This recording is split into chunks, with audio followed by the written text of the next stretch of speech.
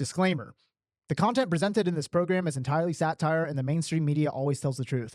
COVID was true, and you should be vegan, and everything James Devon Johnson says isn't real, and James has not achieved any real-world success and is very financially poor. Do not use these words against him in court because the entire show is satire, and he really loves President Biden and feminists. James thinks that federal agents are very respectable people who are not fat nerds. Please do not take this program seriously and get your booster injections as soon as possible. Hey everybody, welcome back to the JD Show. I am your host, James. I have a very interesting guest for you guys tonight. He is a successful entrepreneur, a controversial figure online. Without any further ado, Albert, welcome to the show. Thank you for coming on. Thank you for having me. Absolutely. Would you like to give yourself a proper introduction for the audience?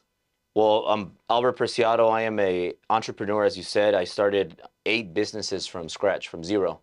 So I just winged it. I made a lot of mistakes, and 3 of them went out of business, but 5 of them became multi-million-dollar businesses. And from there on, I just started growing, getting experience, and then helping others make money too. That's amazing. So how old are you now? I turned 41, so I know I look like 26. Yeah, no, you got a very youthful look. You definitely must be hitting the gym, eating healthy, doing all the right things. All the right things, exactly, yeah. Yeah, you can definitely see it when somebody is like past the age of 35. Yeah. Like how well they take care of I drink a lot of champagne. A lot of champagne, a lot of sex, yeah. There you go. Yeah. That's all you need in life sometimes. Yeah, I mean, that's actually all you need. That's how you A lot of sex, a lot of champagne, and a lot of exercise. Perfect, man. Well, yeah. How old were you when you started the entrepreneurial route? I mean, I think when I was 6, just because when I was 6, when I started going to school, I started selling stuff. I just started selling without even knowing. Mm-hmm. And then when I went to I used to go with my dad to Beverly Hills to paint. So he used to be a painter in Beverly Hills, Bel Air. So I remember the first time I went there, I saw the big houses. I saw like the big houses. I saw a red sports car. So it happened to be a Ferrari, but I didn't know it was a Ferrari. As a kid, you just recognize cars. Like I was driving here this morning, and I'm driving the SF90 Ferrari, yellow, and there's like little kids that I drove through LA. So I'm driving through LA. I drove through the ghetto, and there's like these little kids that recognize the car. Like it's something about those cars, exotic cars, but kids recognize the cars. Mm-hmm. So as a little kid, I saw that and I asked my dad, hey, how come we don't have that? And he told me that it's not for us. Like I'm a Mexican American, so we grow up thinking that we have limitations, that it's not for us, that we can't do this, we can't do that, or at least our parents kind of, they bring us up like that. So I asked him, why not? And he said, well, if you work hard and you never quit, maybe one day you could have it. So I just remembered that. So I remember when I went to school, I started selling stuff. So I started selling video games. I started selling shoes since elementary school. You know, when you sell chocolate. So I believe that I always was an entrepreneur. And I think that not everybody can be an entrepreneur. No, absolutely. I think so. I think most people could be intrapreneurs, but not entrepreneurs. And what's the difference?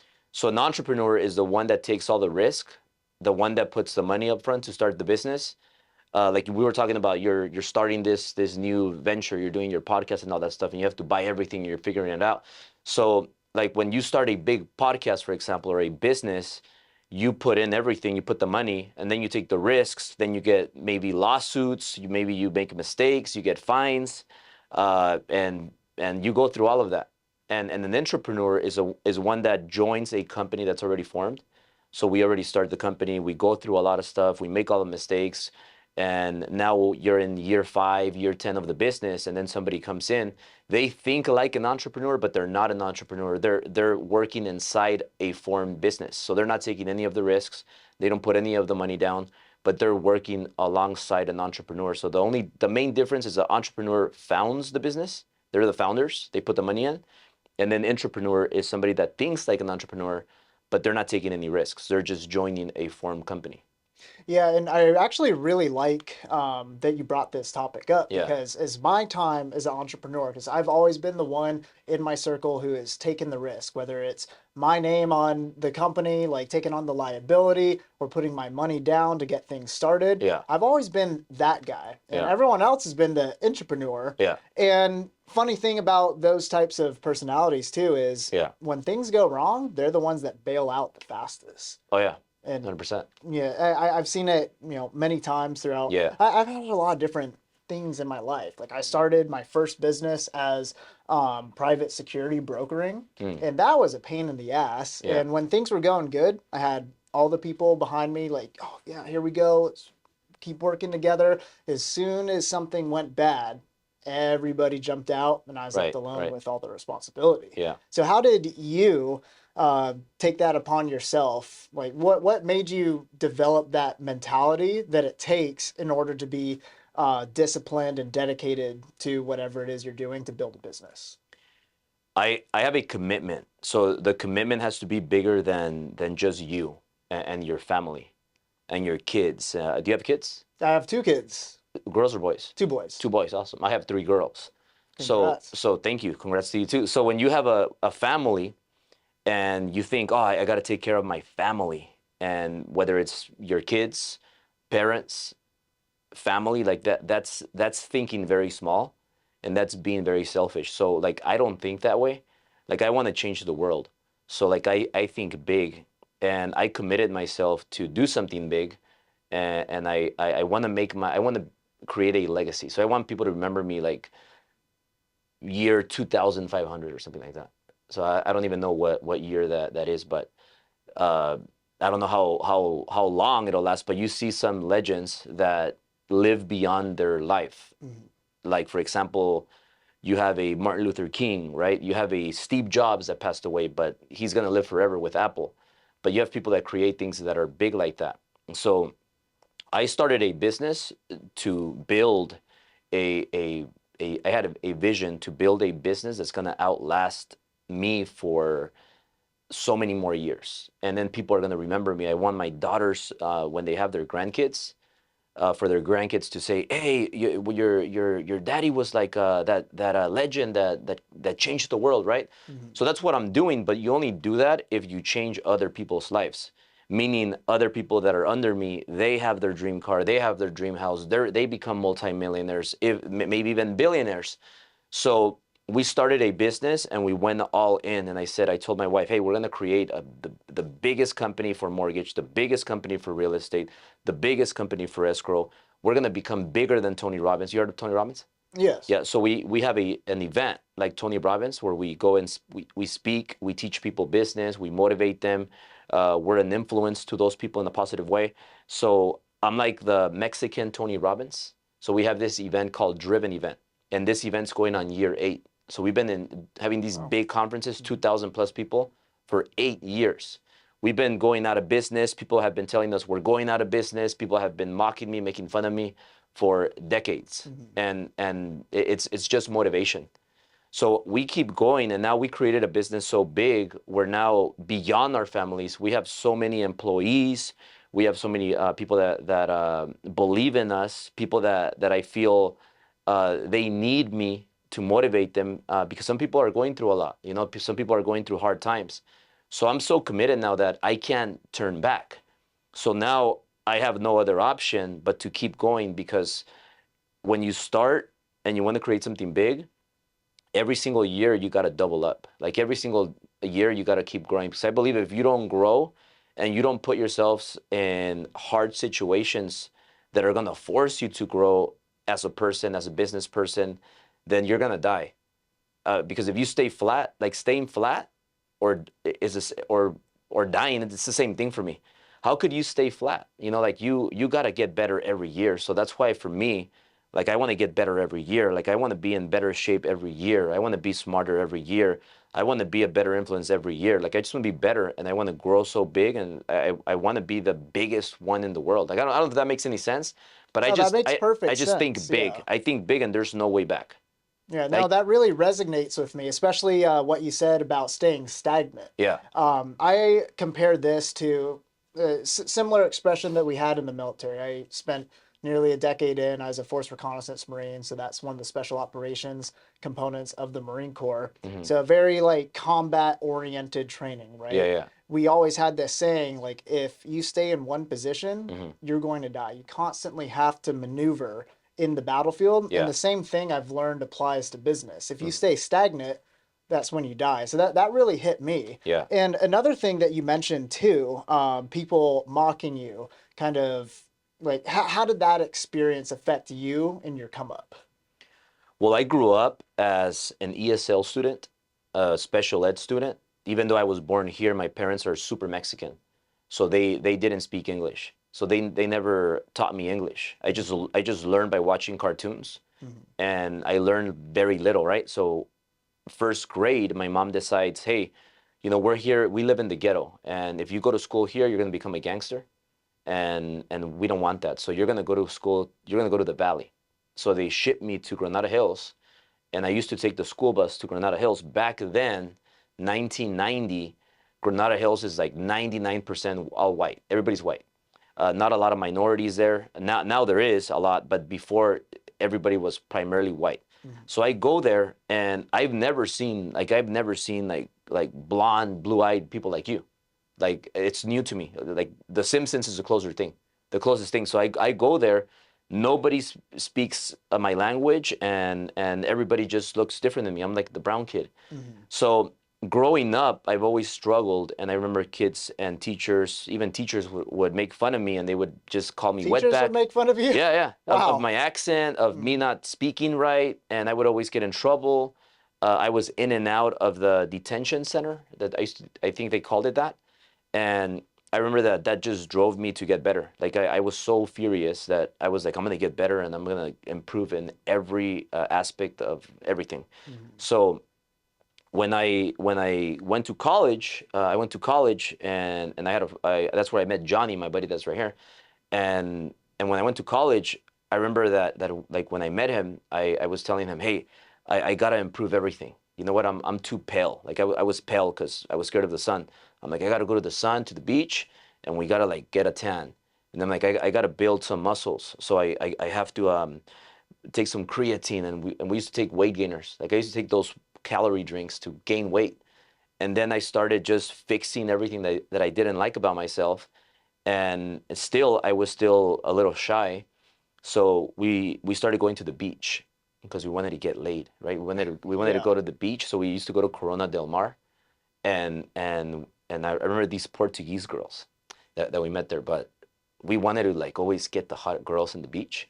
But I was still shy, even though like we were in shape and we were getting the tan. So we were broke too because we were college students, right?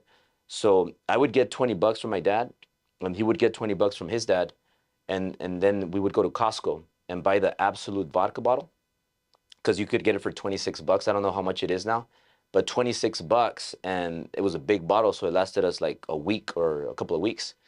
And then we were so broke that we would stay in the car sometimes. We'd just sleep in the car to not drive after that, or go to the mall and try to hook up with chicks there too. But So wait, how would you hook up though if you didn't couldn't afford a place like a hotel? Like, would you bring them back to the I, car, I, I would take him to the the beach, lifeguard tower? the sand. Yeah, Yeah. yeah, yeah, yeah. It's perfect place, and so or the car, but the $26 left us with $14 to spend. So I remember that we would buy pizza, and then just go to the beach. And then the moral of the story is that I was shy to go to approach strangers, girls. So the vodka would make it a lot easier. So we would just put a splash of Absolute vodka into like Coke or cranberry juice or whatever. After 2 drinks, 3 drinks, I felt like, man, I'm so confident. And we just go to the girls, pick them up, and then whatever happened, happened. Yeah, a little bit of that But but liquid but then courage to get you yeah, started. but then Mhm. moving forward, I got into real estate. So I've always been like a very aggressive and just persistent, and I always wanted to Did make you money. finish college No, I dropped then? out. I Dropped dropped out. out. Yeah, Okay. yeah, college Yeah. dropout. I was expecting that answer, and Yeah, it seems very typical of a lot of very successful entrepreneurs yeah, at one point decide to just ditch college completely. yeah. So what made you decide to say screw college and then move on to the next step? I just didn't want to be broke. I didn't want to be broke, so I said I don't want to go to college, get a degree, and get a job. Like Hmm. I want to become a millionaire. Like who goes to college and becomes a millionaire? Like I employ a lot of Yeah. people that have college degrees, so I technically have some college degrees or Hmm. plenty of them that work for me. But I said I don't want to do that, and then I said, well, I did my research and I found that if you want to be rich and go to school and college, then you got to be a doctor or you got to be a lawyer. Yeah. And then I did my research, and it takes 8 years, 10 years, 20 years to become a big lawyer or a big doctor. So I said, I'm not going to do that. I'm just going to get into real estate. And the reason why I got into real estate was because, like with Johnny, sometimes we would go to IHOP in the mornings because we would party. And so we were hungover in the mornings. So we would go to IHOP and we would be having breakfast, kind of recovering from the hangover. And then I would see guys, young guys that would get there. They're wearing a nice watch, like Rolex watch. They're pulling up in a nice Mercedes S-Class, and they have a hot chick. And I'm like, man, you know what? We're hungover here broke, and then these people are here hungover with a hot chick with a nice watch, nice car. And I'm like, we're in the wrong place. Like, what's going on here? So then I found out those people were real estate people. So then I said, well, I found out that real estate, you just take a test and you get a license and you could do real estate. So I got into real estate and I started making money, and right away I got an S-Class Mercedes. When the S550 came out, that was a while back. I saw it on Entourage and I wanted that car. So I got the S550 when it just came out. So I was like the youngest real estate guy in the office So where I worked. you're still in your 20s at this point. I was 21. 21, and I got an nice. S550. Okay. And when I was 21, I had an S550. Then I bought a house, and I bought another house. And I was still at 21. You're buying at 21. houses? Yeah, I had two houses at 21. Incredible. I had the S550, and I was just partying, and I had this. And then when I got the car and I was buying houses, everybody, like my own family members, like aunts, uncles, cousins, they were making fun of me, mocking me, and people started just making fun of me. Wait till he loses the car, and I did lose the car. Wait till he loses his house, and I did lose the house. So in 2008, I lost everything, so I had to start all over. But it's been a never-ending story, because then moving along, I started recovering, and right away, like in a year, I was back from being homeless in 2008 when I lost everything. You ended up going from all that to homeless. Yeah, because 2008, the market crashed big, just like last year, but that's a different story. But 2008, I lost everything, so I had to sleep in my car for 2 months with my wife. So we're sleeping Wow, there. so She was you my were girlfriend. married back then? No, she was my girlfriend at the time. Oh, okay. So we slept in the car for 2 months. Wow. Yeah, and then eventually, it took me like a year to kind of rebound. But in a year from there, I got an A6 Audi again. So I was back again, like, okay, I'm gonna get an A6 Audi. Comeback. Yeah, so. and people were making fun of me, but I'm like that. I figure things out quickly. And so later on, I decided to start a business when I'm 30. And this is 2013. I started my own mortgage brokerage. And a year into it, I get a Ferrari. So when I got the Ferrari, everybody's mocking me again, making fun of me. Oh, here he comes. He's going to lose it. It's rented. It's not his. All that stuff. So all my life, since I was 6, I just been made fun of. Nobody gave me a chance. So I think that chip on my shoulder just forces me to like show the world that, hey, anything is possible if you get the right knowledge, you get the right mentorships, but you got to go out there and you got to execute. You got to put the work in. Right. You know, it's so funny how people who are below you will be your biggest criticizers, but it's never the ones who are like at your same level or above that will criticize you. Like, especially people above, they are, in my experience anyway, I'm sure it's the same with you. They're the ones who are the most supportive and encouraging because they've experienced your vision and they know it's possible. But all the shallow-minded people below, they can't even imagine what it's like at the top. Yeah. So they just want to drag you down with them. Right. And it's ridiculous. And you've proven yourself. I've had to do that in my life too. Like, just when I was a teenager graduating high school, I knew I was going to go join the Marines. Yeah. I had everyone telling me, you're going to wash out of boot camp. You're not going to be able to do that. Yeah. So I was a, fairly skinny guy, like 6 feet tall, 150 pounds. Yeah. Looked like Skeletor practically, right? Yeah. But sure enough, I did it. And then when I told everybody I'm going to become a reconnaissance Marine, it's well known is probably one of the hardest training programs in the entire U.S. military in comparison to, going to BUDS to become a Navy SEAL. And I had everybody telling me again, you're not going to be able to do it, whatever. And sure enough, I went through the entire training program. a week before graduating and earning the title, I failed a written exam. And that was it. Cut, you're done, out of the program. Yeah. So I failed. I fell flat on my face. I was expecting to graduate. Everyone else was like, oh, wow, James is actually doing it. He's about to graduate. But then sure enough, just a week before graduation, failed, out. And then everyone's like, I told you so. You can't do it. And I lived for, I think, like 2 years before I came back and I actually did it again, of people telling me I ain't worth shit. And then eventually I went back and I did it. So I did the whole program twice. That's why my body's so fucked up right now. My back hurts sitting in this chair. But I showed everybody that I could. And from that day forward, I have had very few people to doubt me. And this transfers into my entrepreneurial life too. Like I'm still very far from where I want to be. Like you're above my level right now. I'm going to be getting to your level. And because I've already shown people that I have what it takes to do things that hardly anyone else in the world can do, I have very few doubters now, which is really nice. And I would say you're probably in that same position. Or would you disagree? Well, you have a strong mindset, and you're a hard worker. You're a Marine, so the mindset is everything. Because you could be the most knowledgeable, you could be the hardest worker, you could be you could be a genius marketer, you could be everything. You could have all those things, but if you don't have a strong mindset, you're not gonna make it. Doesn't matter how good you are in sales. You could be the best closer, but if your mindset isn't there, then you're gonna collapse. You're gonna die, because there's a lot of hard times in business. It's not for everybody. That's why I say that not everybody can become an entrepreneur. Because I'm figuring things out right now. I figured things out 2020 when COVID happened, because they shut down my business and I had to figure it out. All my business were shut down and I had to figure it out. So like you have to figure those things out. And if you have a strong mindset, you'll be able to go through all those things. You know, right now it's one of the worst times ever in the history of real estate. It's one of the worst times ever. It hasn't been this bad since 1995. So this is worse than 2008. So last year we crashed. It was like it was a crisis. Like worse than 2008. The difference is that 2008 I wasn't prepared for it. I was young.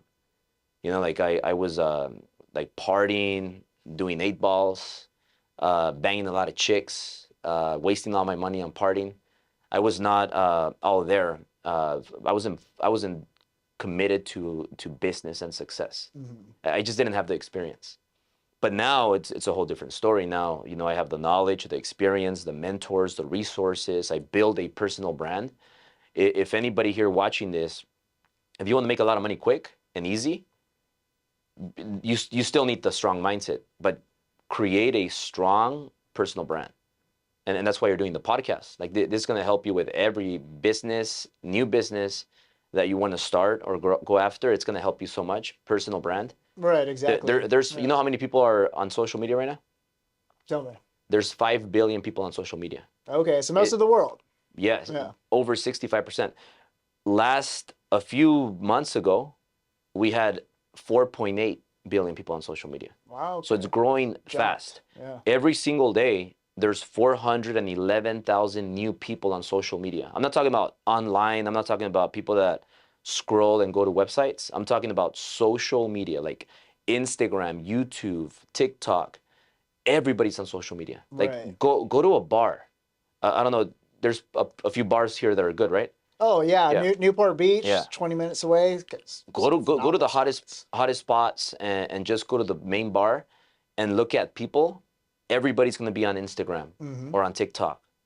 Like that's just what people do. So if you want to get customers, if you want to reach more people, then old school ways, door knocking one at a time, cold calling one at a time, going to offices and talking to one person at a time, you're going to go out of business, because people like me are going to get into technology. I'm going to use technology. I'm going to use social media. I'm going to advertise. And I'm going to use all these CRMs, and I'm going to reach millions of people daily. and I'm gonna get all the customers. Yeah, like you were showing me your reels earlier, millions of people Yeah, viewing that. yeah. That's incredible. And that's just Instagram. Yeah. I'm on all of them.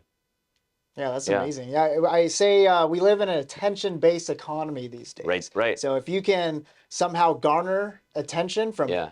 whoever it is, like Yeah. your general audience or Yeah. a targeted audience, you're going to be able to make sales. Yeah. And especially with Instagram, it's funny. Instagram is almost like everyone's personal portfolio that's on display to the world these days. Yeah. Like for me doing the entertainment promoting business, working with girls and stuff, I was doing that long before I was posting shit on Instagram. Right. But then I realized like, oh, I need to start posting on Instagram. And sure enough, that helped escalate things significantly. So is that how you're able to save yourself in water? Yeah, go ahead. Oh, good? Yeah, oh, okay. Is that how you're able to save yourself when like housing started tanking again? With what? With your real estate business. But how what do you mean by saving it, or by like did you use social media as a strategy? Are you so 2008 there was no social media. I mean I wasn't on social media. I think MySpace was around. MySpace in 2008. But nothing near like right now. So right now, because of social media, we're thriving, because my competitors died out and the rest are dying out because they just don't have a personal brand. They think they do. They're like we were talking about it earlier. They think they're entrepreneurs and they're like, oh, I learned everything from you. Now I'm gonna go start my own thing and I'm gonna do it better. But they're not entrepreneurs. They're confused intrapreneurs. So then they go do it on their own and they die out. They're a joke.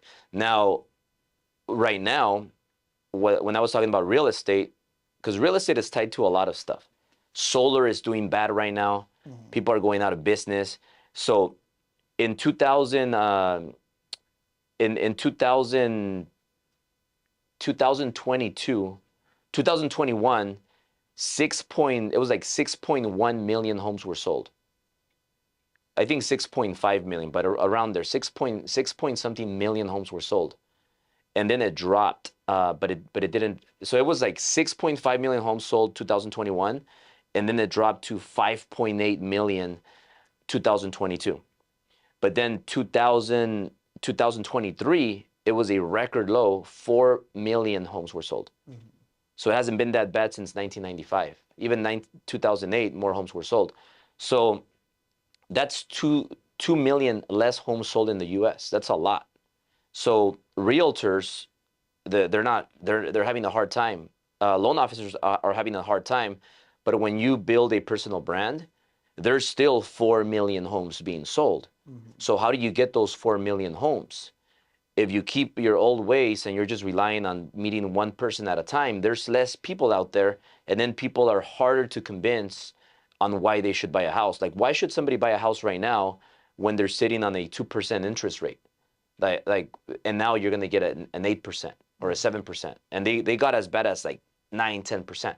Yeah. So why would somebody sell their home right now when they have a 2% locked in, and then they're going to go buy something more expensive with a 7%? It doesn't make any sense, right? Why would somebody buy a house right now when everybody's talking about how bad the economy is? It's not a good time. The rates are high. Real estate is gonna crash. So why would somebody refinance their mortgage? Like you can't refinance. You have a low rate. What are you gonna get? So you're gonna refinance to get a higher rate, like triple the rate. So it's like mission impossible for people to do business in real estate and mortgage. However, there's still business out there. There's still 4 million homes being sold. So how do you reach those 4 million people? That's a lot. Social media, because everybody's on social media, and pretty soon the whole world's going to be on social media. So I build my personal brand, and what I do to loan officers and realtors and people that work in our companies is I teach them how to do their own social media. So now they're getting their business, but I'm handing them the blueprint, and that's how we're getting all the businesses. You know how many lives I do every day? How many? I go live 3 times a day. Oh, wow. Okay. 1 hour live. So you're very dedicated to that then. I work 18 hours a day, and I've been doing that for 2 decades, even when I was partying. Love that. Good for Yeah, you. when I was 21, like you, I was on working 18 hours a day. Like I was just a maniac. I've always liked hard work. Are you 21? No, I'm 28. Oh, 28. Okay, it was close. Yeah. No, Yeah. I since 18. Yeah. Most people think I'm older because of my life experience, right? Yeah. Like 18, out of high school, joined the Marine Corps. Last 3 years of my Marine Corps experience. Yeah. So technically, I just got officially discharged a couple months ago. Mm. But I sustained some significant injuries during those last 3 years to where, like, you can see this nice scar on my wrist there. Got some things messed up with my back and knees. So traumatic brain injuries. Yeah. I didn't even have to show up to base. Mm. And it was like that for the last 3 years. So that's when I was able to start my entrepreneurship, like grew out the beard and stuff. Yeah. People have no idea because they saw like me just run around free range. Like, how come he's not in uniform? Well, it's because I was injured and literally couldn't work. Some other complications with that whole story too. But yeah, essentially, being in the military kind of helped me like start, right? Have you bought a house? Yes, I have bought a house. You have a VA loan? Yes, I did use a VA loan, and I had sold that house at the worst possible time back in 2020, right before the spike. So you bought a house, but you sold it. Yes. So right now you don't have a house. Nope, I prefer it that way. So you qualify for another VA loan. That's true, I do. Yeah. Yeah. You should buy 4 units VA. Like a quadplex. Yeah, or? yeah, Okay. triplex. But buy a triplex. Buy a 4-unit property, and then live in one for a year. Just sacrifice, live in one for a year, and then move out. So then you acquired right now a 4-unit property with 0% down, and you could go up to 4 units with your VA loan, and you don't put any down payment. And then this property, just keep it you let it pay off, or the money that you're making every month, you put it back into the principal, and just pay off that house soon, and then you become a multi-millionaire in a matter of years. Depends. It could be 10 years, could be 15 years, but you become a multi-millionaire just by acquiring the real estate, and then you keep doing your thing, and you make your millions doing your thing too, and now you have a 4-unit property that's going to be there, and it's going to pay itself off. And you'd even recommend that in today's climate? Well, right now it's the best time to buy, because if you're an entrepreneur like yourself, you don't care about interest rates. Like, interest rates are like, I don't care about the interest rate. Because I know business, and I know that I can turn that money into 40% return, 60% return. I know my worth. So you could buy it right now, because property values are going to keep going up. They're not going down. And we hit the worst already, 2023. So if you buy right now, you're going to have like a nice 7-year run at least, where real estate just keeps getting better and better and better and better. And then you could sell that house in 5 years, 6 years, or just keep it and just build some equity over the next decade. And it could be a house that you could leave for your kids. But 4 units, VA, 0% down, you got to live in it because it's an owner-occupied loan. So you got to live in it one year. After 12 months, rent it out. And then it's a nice investment. Yeah, that's interesting. Maybe I'll look into it a little bit more. Yeah. So my mentality for the longest time has been, I don't want to like own anything in America, because I've seen the ugly side of the government, right? Yeah. I feel like you can't truly own property here. Like, if you What's the ugly side of the government? Oh, just how easily manipulated the court system is. For example, like the family court system. It's not governed by, you don't get the same rights that you would do in a criminal court, for example, right? Yeah. So a judge can essentially have free reign to order whatever they want in a family court. And I myself have been divorced. I still go in and out of court, right? And I've seen how easy it is just for a judge to say, oh, yeah, that property is now the other person's. Yeah. Even though I've owned it all my life. And it kind of violates the rules that are written. But in that system alone, the judge can basically override the rules. Right. So I've seen that firsthand, and it makes me very, do I really want to put that much investment into property knowing how easy it could be taken away? And it doesn't necessarily just have to be a marriage too. Like, what happens if you mess up on your taxes, or what happens if you don't pay your toll fees? Mm-hmm. You know, eventually the government comes after you, and whatever is under your name, they could take away. Yeah. What's your perspective? I mean, I think that you just have to make so much money that if you have a problem with your girl, you give her half of the billion and you still keep half a billion. And then you go Get to the point where get it just another doesn't touch girl you. and then the other girl screws you over again. And you just have so much money that you're like, here, just take this. And Mm-hmm. I mean, Leonardo DiCaprio, he's very wealthy. And this guy, like, he makes so much money and he has a rule that he only dates 25-year-olds or younger. So when his girl turns 25, he lets her go. He's like, sorry, babe, you're 25. I gotta go find a younger one. So he's always dating that's his 25-year-old rule. Mm-hmm. So he wants the hottest chick, 25 years, you're out.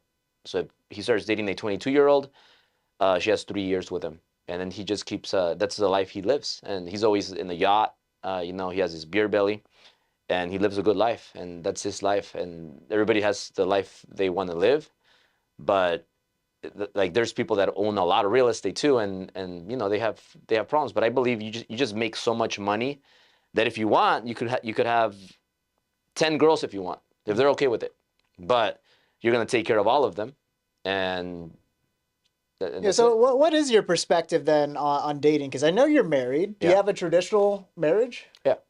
Okay, so Yeah. you only see her and she only sees you. Right. And then you have three daughters. 3 daughters, yeah. Okay.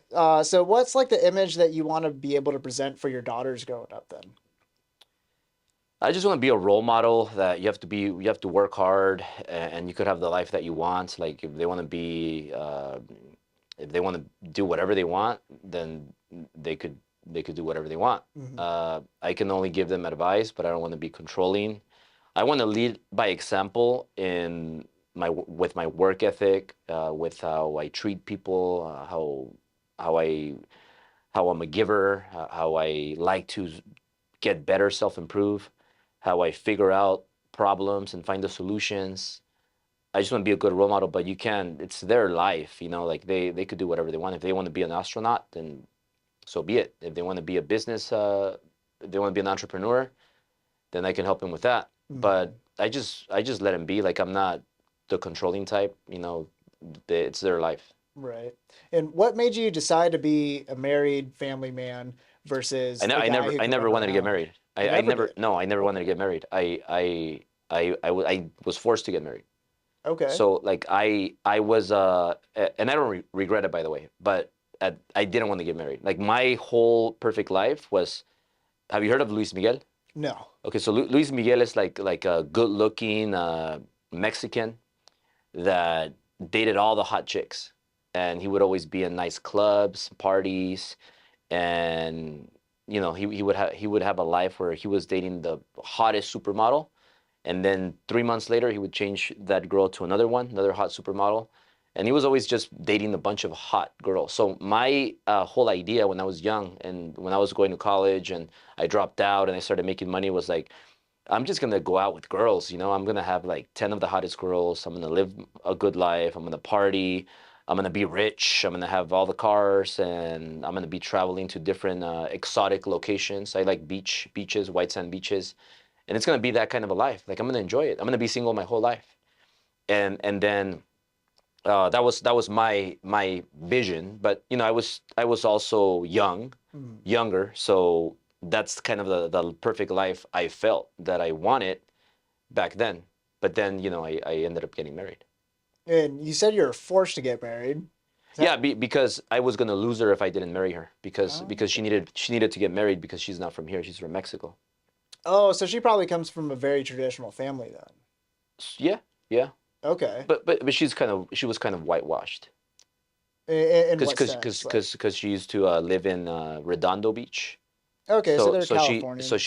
had an American boyfriend. So uh, and she grew up with a bunch of people in that area. So she didn't even speak Spanish that good, even though Okay. she was born there. But I mean, she said, if you don't marry me, I'm gonna go have to find somebody else to get married. So I was just like, oh, I don't want to take that risk. So I ended up getting married, and then three girls later, Uh, I'm a dad of 3 girls. They're all named after Ferraris too. Interesting. Yeah. All right. How long did it take to have kids? Mm, I don't know. Like I never planned having kids either. Yeah, It it just it kind it of it, winged everything it, then, it huh? was just like, one night you drink a lot of alcohol and you don't remember what happened, and then a month later you're like, oh shit. Mhm. Yeah.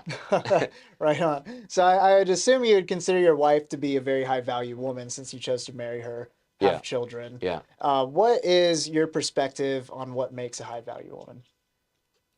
Well, a woman that likes to work hard, that likes to self-improve, go to seminars, and that likes to work out, and stay in shape. Like I believe that, like, I'll call her out and I'll be like, hey, you're fat. You gotta get in shape. You've Uh, actually called her out before? Yeah, yeah, yeah, Okay. yeah, yeah, all the time. And people think that I'm cruel, but I'm like, hey, no, like when we met, we were in some sort of shape, right? Mhm. So we only have to get better.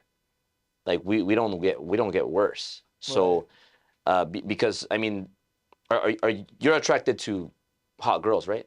Or Yeah. before you got married? Oh, Are you married? I, You're I not didn't want married? I didn't want to get married either. No, Yeah. I'm Yeah, divorced I now. don't think I don't think any man wants to get married. Yeah, Like like I've like I've like kind of noticed like if you that. guys are watching this, what do you think?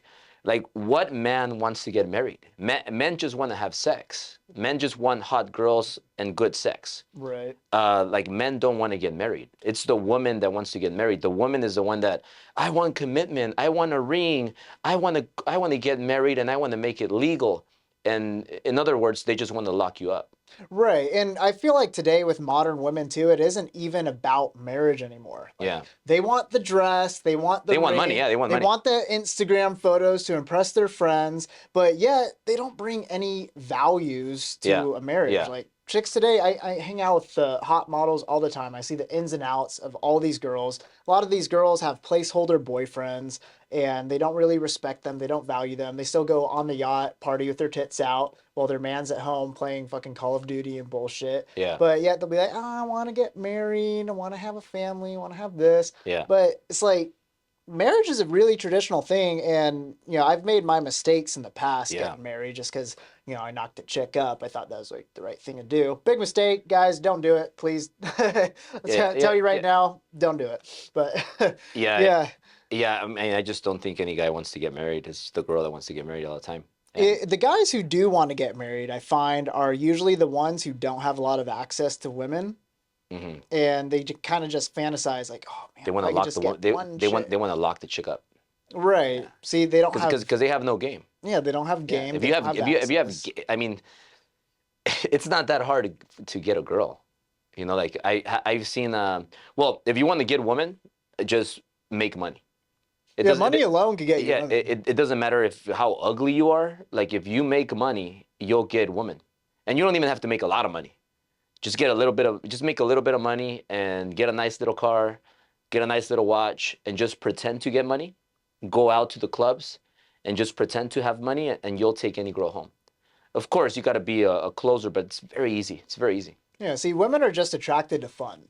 They Yeah. don't really think about the expenses behind the fun. They just think, oh, this is fun. I'm down. Yeah. They go to the nightclub VIP section, right? See like guys occupying the booth. They Yeah. don't understand that, it's probably going to run them 5 to 10 grand for the night to Yeah. be there and get all the bottles and whatnot. Yeah. They're just thinking, that's the fun spot. I want to go. Same thing with the yacht. They go Yeah. on yachts all the time. They Yeah. get DMs from random millionaires like, "Hey, I'm having a yacht party. Come on over. I'll buy you a bikini." Like, Yeah. "Oh, okay, that sounds fun." They don't realize like, Yeah. the guy had to work his Yeah. entire Yeah. life to be able to purchase the yacht just for them to be on there, and it kind of develops like almost a self-entitlement attitude Right. towards a Right. lot of these women these And days. and I'll tell you what my definition of a high value woman is. But for the people that are watching this, you're around a lot of hot models, right? Mhm. Like that's your job. So like, how many hot models do you see like on a monthly basis? What do you say? Oh, God, too many. Too many. Yeah. Yeah. So you're around them all the time. If an average Joe is watching this, and you're gonna give him like 3 tips on how to get laid by these hotties that you're around all the time, because you know their weaknesses. You know what melts them. What like and let's say this average Joe, not the best looking one, not the one with the most money. What 3 tips would you give this average Joe to conquer these hotties? Well, the average Joe is never going to be able to even get anywhere close to the hotties. He's going to DM them. He's going to get ignored. He's going to comment on their photos. He's going to get ignored. He's going to end up being one of the guys who is just one of thousands in her inbox because he's nothing special. So the average Joe, in order for them to obtain like a super hot model, and again, it depends on where you're at too. Like if you're in Minnesota, you know, they're easier there, right? Well, yeah, because they don't have as much exposure to multimillionaires trying to like bring them onto their. Now, if you want to go to Miami, you have no chance. Miami's very competitive, extremely, because every girl with Instagram in Miami is getting hundreds of DMs every single day by people offering a lot, right?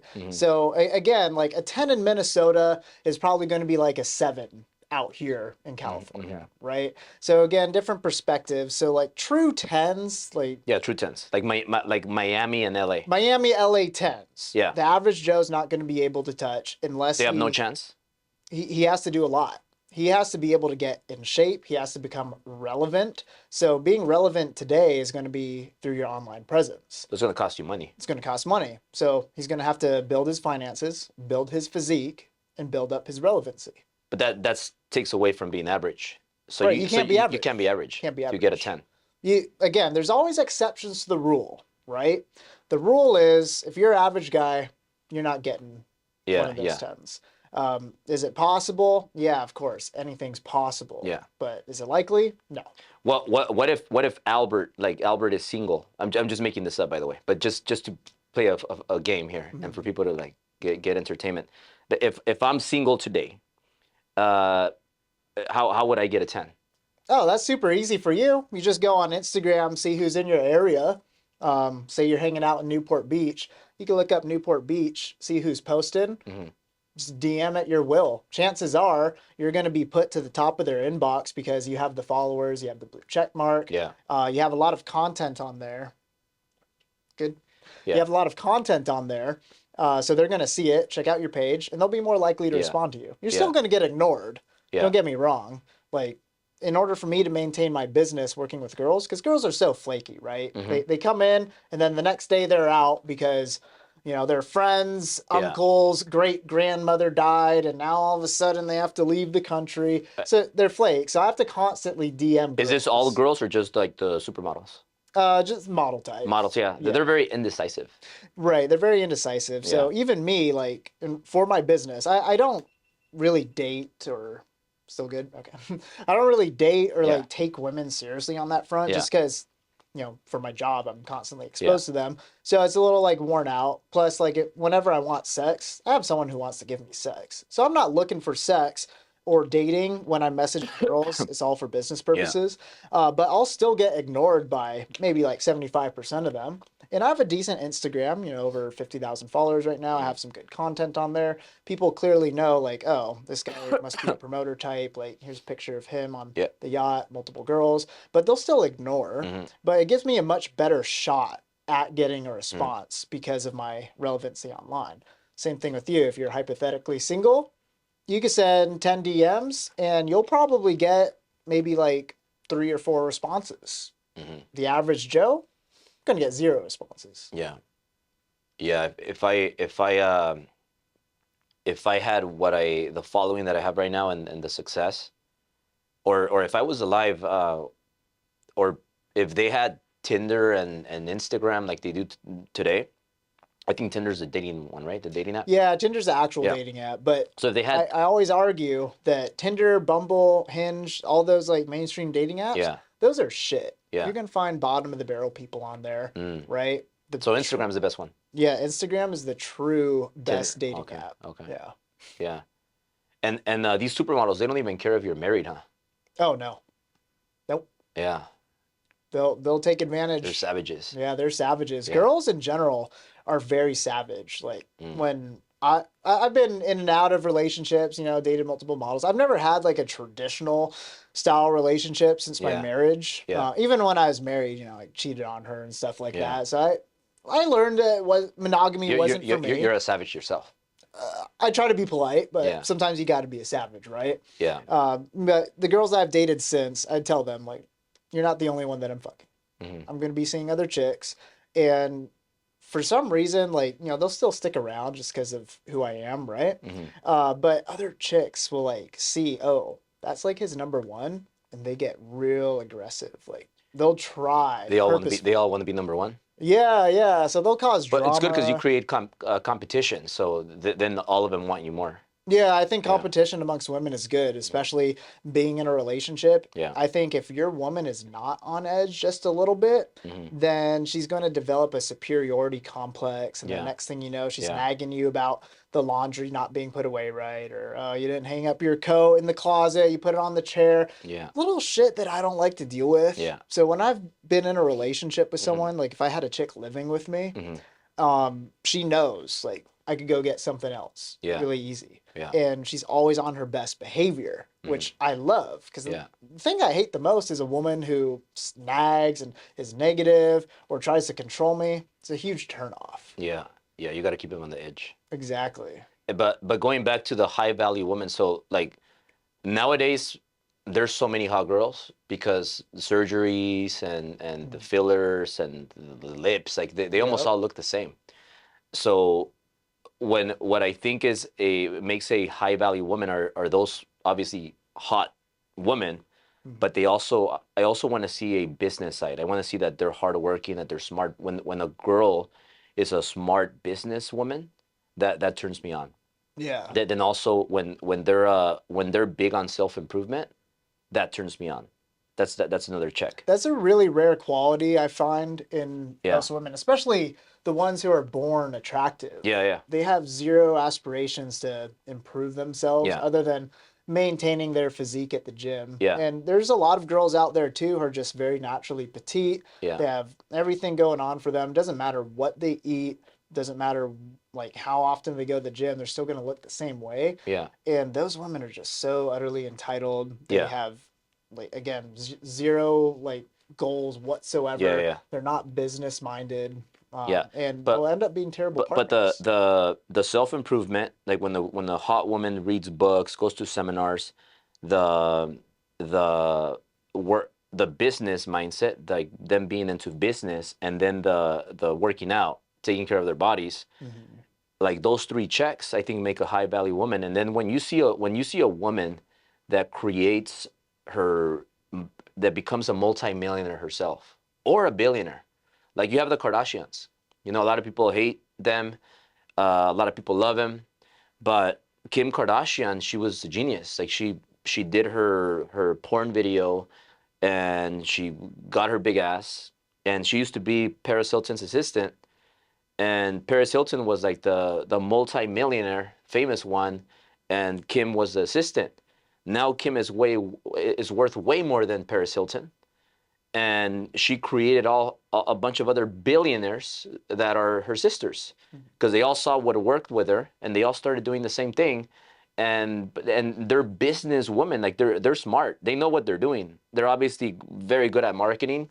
And the relationships, they're smart. They're smart people. So, like when a woman is very business minded, and they work out, and they're into the, what was the other one that I said? The self improvement. Yeah. So I think that makes them a high value woman. So would you rather have those qualities in a woman versus a woman who's going to be humble, sweet, and completely submissive towards you? Yeah, I would get bored. Yeah, Yeah, that makes sense. Those women are probably not good in bed either. Oh, I would argue. I don't know. I've seen a lot of Yeah. different types of women, obviously. And the ones that I found to be the best in bed Yeah. were the ones who love to submit to a man. Yeah. And it takes a certain kind of guy to be able to get a woman to truly submit to you too, especially if you're What do you mean by submit? Submitting. Well, there's many different aspects of submission. I guess I'm talking more so in Because terms when I hear that, I feel like when they submit, like they suck in bed and they're just like, here I am. No, see, the man has to lead in the bedroom, right? So it's up to the man to make it exciting. But when you have a woman who submits to you in ways outside of the bedroom too, like you're the leader in the relationship, you say, hey, we're doing this, this is what goes. She's like, okay, yes, that sounds good. Yeah. Maybe she'll give some like feedback or some positive like criticism to Yeah. whatever it is you're doing, but she's not like trying to compete with you being the alpha. She still submits to you at the end of the day.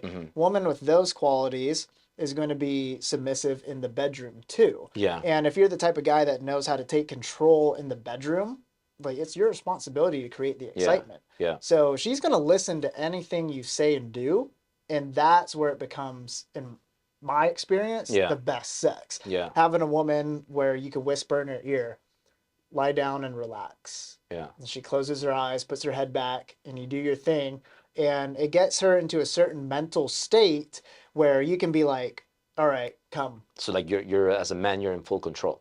In full control. Yeah. See, a woman, in order for her to become fully satisfied in the bedroom, 50% of it is physical. The other 50% of it is mental. Yeah. You cannot fully satisfy her physically if you can't stimulate the mental aspect. So that's where it comes into being that leader, right? Yeah. You're the leader in every other aspect of your life, but especially I get it. That I agree with 100%. Yeah, because I've never had that problem though. I've always been pretty dominant, like when it comes to like my history with women.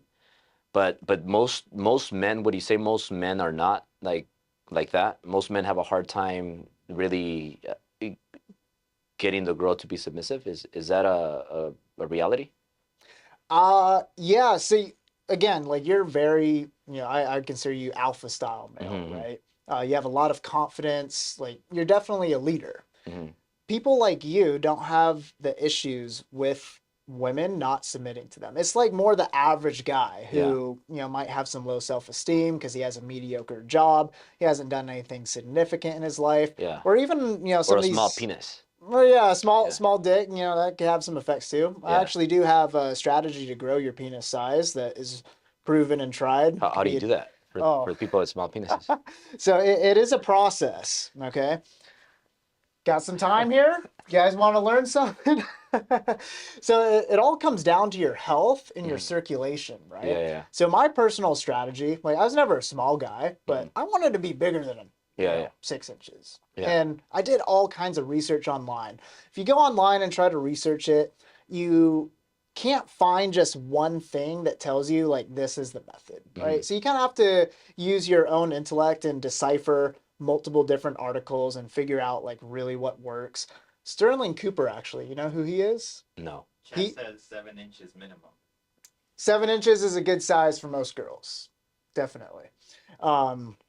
Sterling Cooper, he has a book that actually goes really into depth about growing your penis size. I've read a little bit into that too during my research process. So I kind of like pulled all these different parts of information. But essentially, you get yourself to be very physically fit. Your blood circulation is going to be more sufficient if you are eating the right foods, you're going to the gym, right? Because your dick size, it all counts on blood flow, how much blood you could put in there. Also, supplementing with Viagra too, while you're getting your health, is going to help stretch everything out. So I would take Viagra like every couple weeks without having sex, just to force the blood flow in there and allow it to sit. So it's stretching out all the tissue. Meanwhile, I'm eating 100% organic, like grass-fed, clean diet. Taking the right supplements, Steel Libido really helps. And then over a period of, I'd say about like 6 to 8 months is when you start noticing the size increasing. And then the more that you progress with your health, your fitness, allowing blood to stay in your penis and kind of like allowing your tissue to expand, you're going to grow.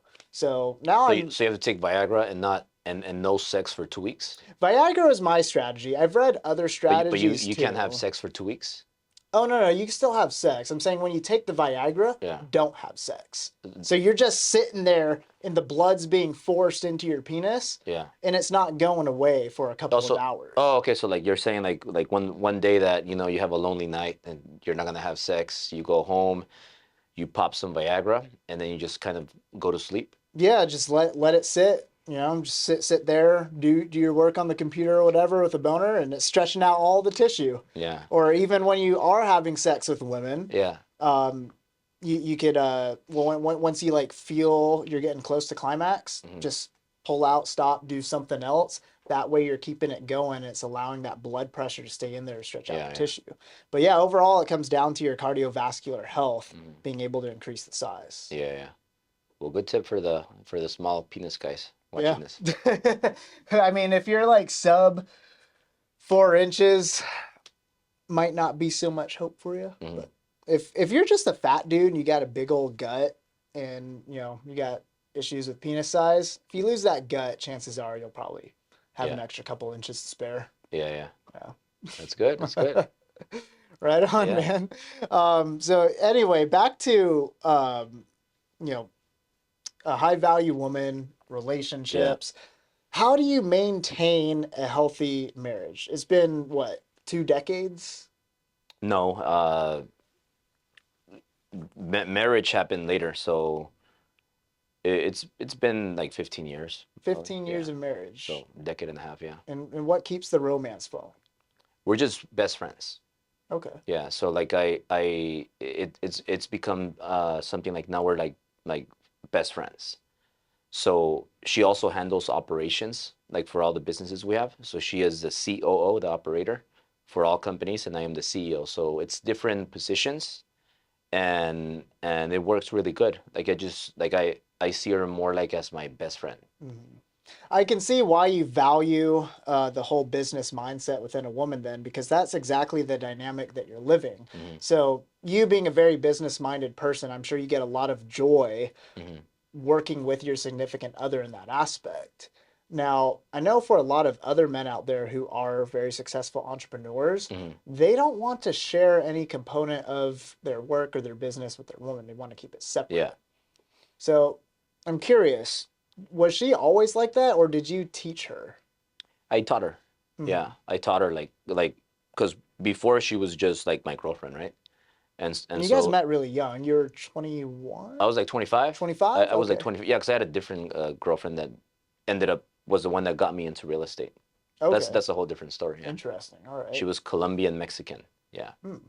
But that's a different story. Like actually, like Johnny here knows all the stories. Yeah. But Got to get Johnny to spill the beans over here. But yeah, like she was all my girls that I had, I would just make them do what I wanted. So I was always doing those 3 things, which is why I'm attracted to women that are like smart, that are fit, and that are looking to self-improve.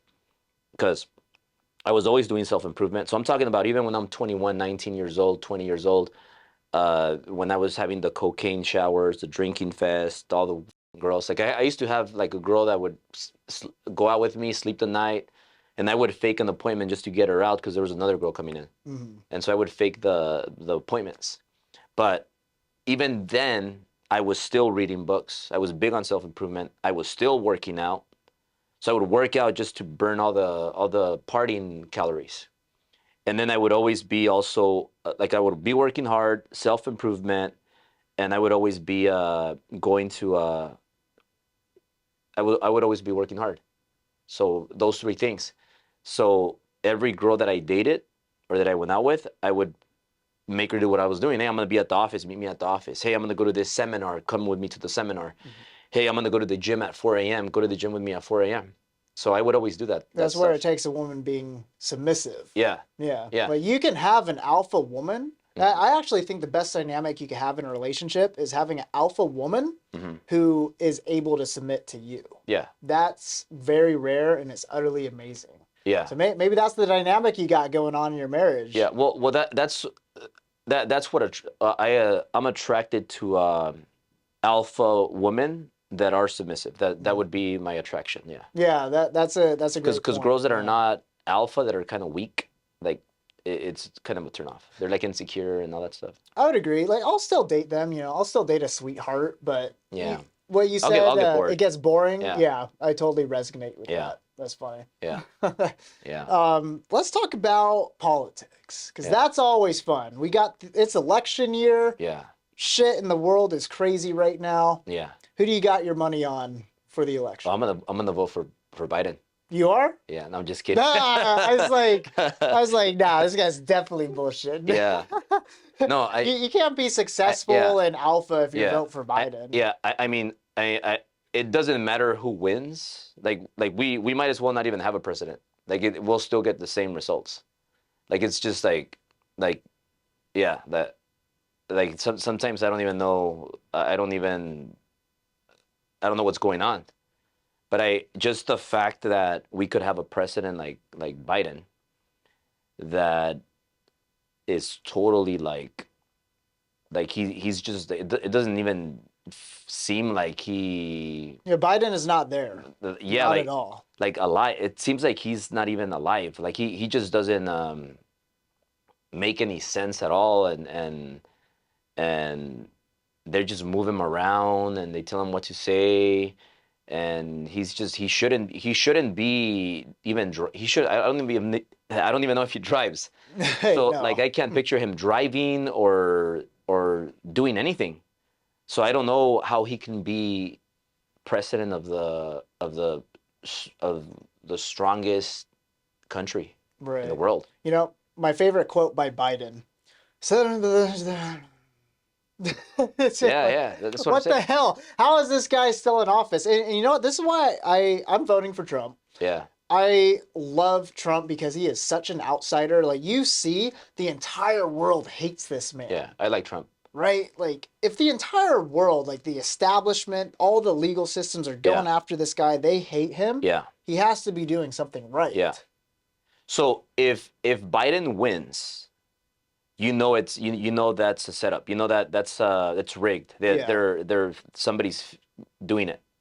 So and we're 100% if he wins. Like, yeah. At least there's some hope if Trump gets back in office. Yeah. There's definitely some hope because that means the people who control the world and want to enslave us all are losing. Mm-hmm. So we're going to have to see. But yeah, my money's on Trump. If he doesn't get elected, 100% rigged in my opinion.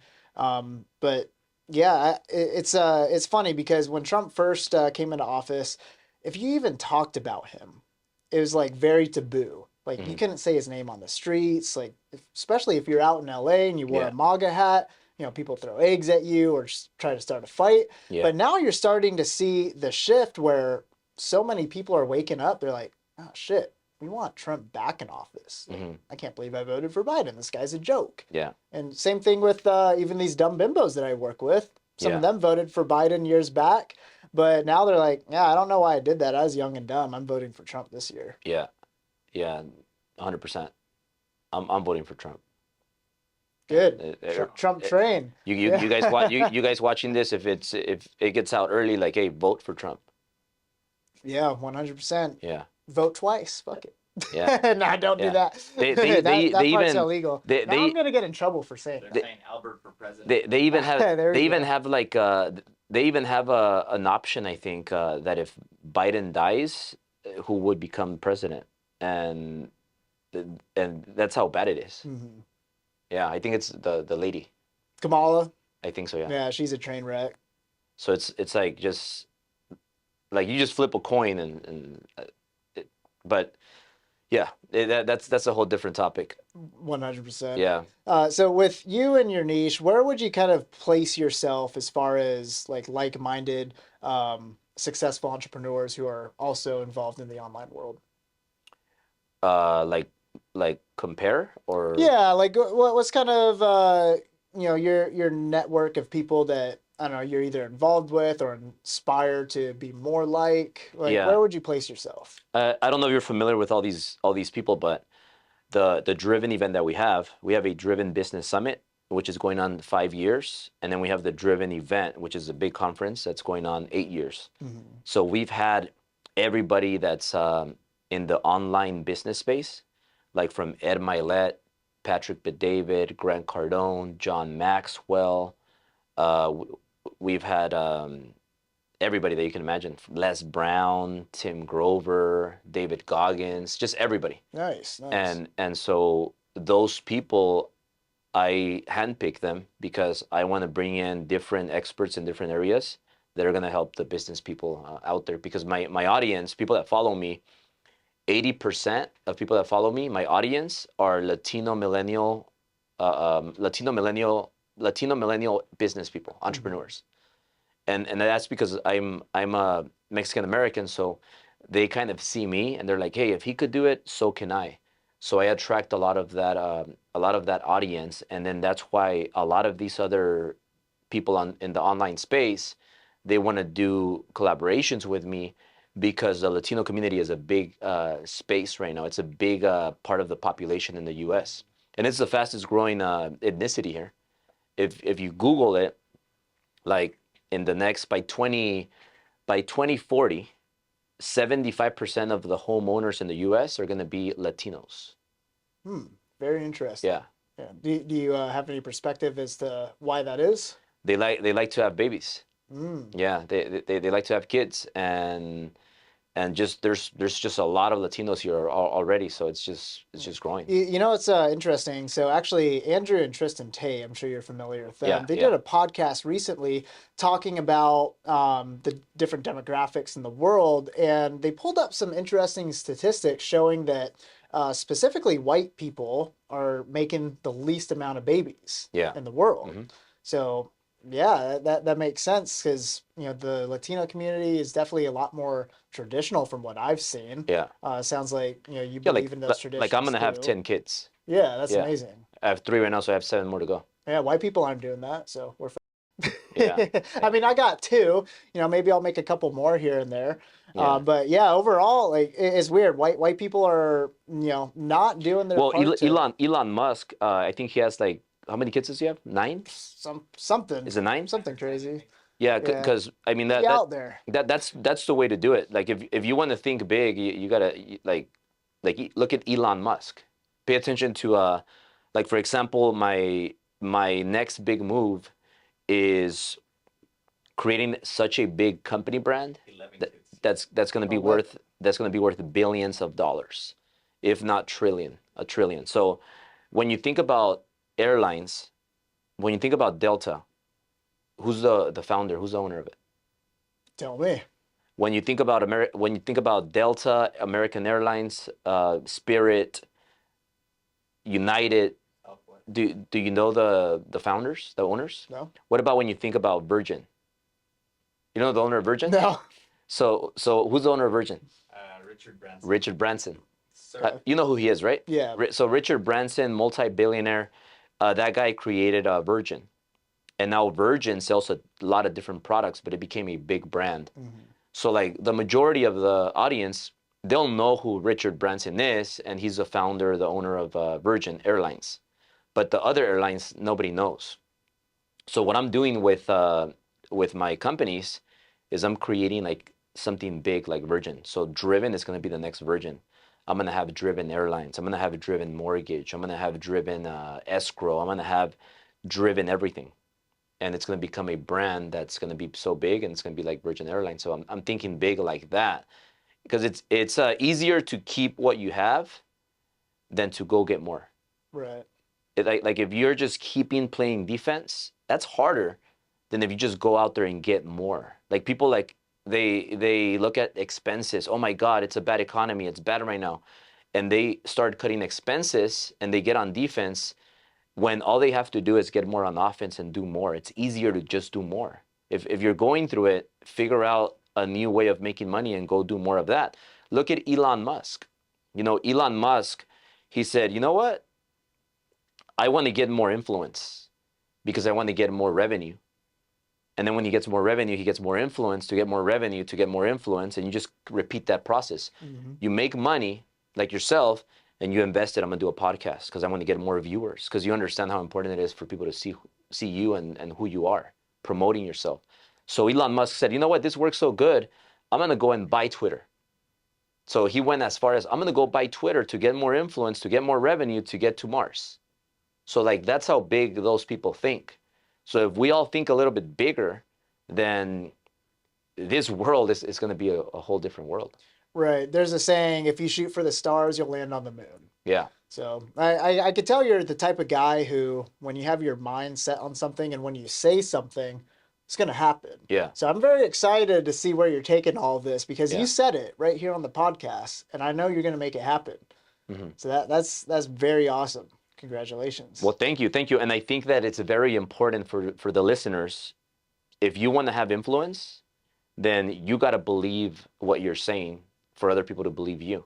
100%. Because there's a lot of these fake influencers and wannabes, and they don't even believe the bullshit they're saying themselves. Mm-hmm. So people see that. Like, people see, like, this guy doesn't even believe the bullshit he's saying. So people are not going to believe. People are going to believe you when you believe what you're saying.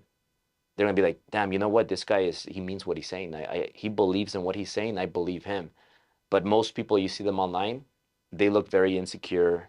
They don't believe in themselves. Their body, their posture, their eyes. You can see it in their eyes. Like, Weakness. this person is faking it. Maybe this person is down to his last penny, and he's just trying there, and he's faking it, and he's about to collapse, go out of business.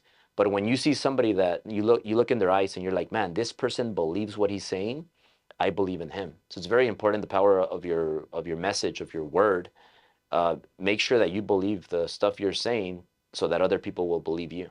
That's very wise. Yeah. Final question for you, Albert. So as someone who is a masculine man, there is this culture that is kind of being pushed by the whole mainstream agenda. Yeah. Talking about how toxic masculinity is and that it's bad, and men shouldn't go to the gym, men shouldn't, act confident, men shouldn't be dominating. Yeah. And then, of course, like Andrew Tate being probably, the number one spokesperson on promoting masculinity. Yeah. I'm curious as to what your opinions are on that whole controversial subject and how you navigate it with what you're doing today.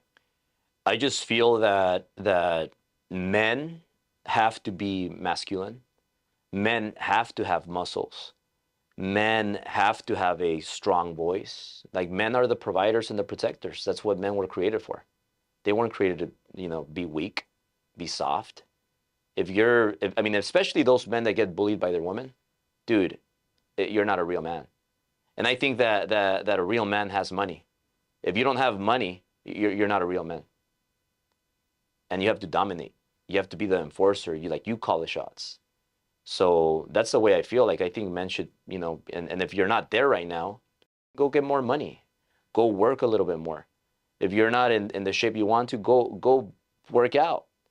Like, I'm 41. I'm 41. We had a competition in the company. We had a fitness competition. I have people that are 20, 19, 20, in their mid-20s. I won the fitness challenge. I won the 6-pack challenge. Okay. Yeah, and this was like 6 months ago. Nice. And I just, I refuse to not be powerful. Like, men were created to be the providers and the protectors. It's also a huge competition out there too. Like, if you're not competitive as a man, especially today, Yeah. you're just going to be like everyone else, flirting in the breeze. Yeah. Next thing you know, you're going to get a chick. Yeah. Just going to control Yeah. your whole life. Yeah. You're going to be miserable. Yeah. Living paycheck to Yeah. paycheck. And by the way, I'm not saying that I'm not saying that being gay is bad or none of that. I have a lot of gay friends, and if you're a gay man, be powerful, like, be dominant, be strong. You can still be masculine and gay. Yeah, I've seen it. Yeah. So I'm not saying, like, oh no, if you're weak, you're gay. No, like, I love gay people. I have a lot of gay friends, but you should still be, like, strong and dominant and masculine. See, going off topic here, I don't think you can have gay friends. So Yeah. I've tried to have gay friends. Yeah. And just like, the guys who try to be friends with the chicks, they Yeah. still want to them. Like, all the gay friends that I've had still tried. They try. Yep.